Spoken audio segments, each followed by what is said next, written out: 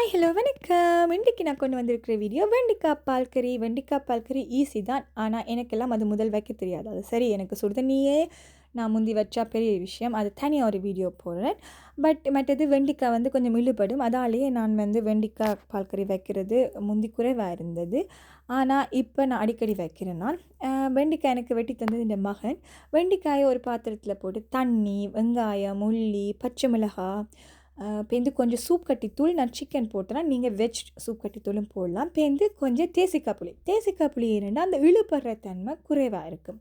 அதுக்கு போட்டு கொதித்து வந்த பிறகு வெண்டைக்காய் அவிஞ்ச பிறகு உப்பு பார்த்துட்டு தேங்காய் பால் விட்டு அது கொஞ்சம் வற்றி வரும்போது எங்களோட வெண்டைக்காய் பால் கறி ரெடி ஆகிடும்.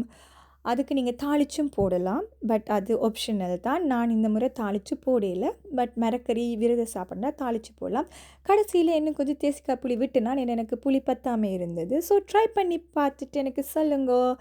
அடுத்த வீடியோவில் சந்திக்கும் வரை டேக் கேர். பாய்.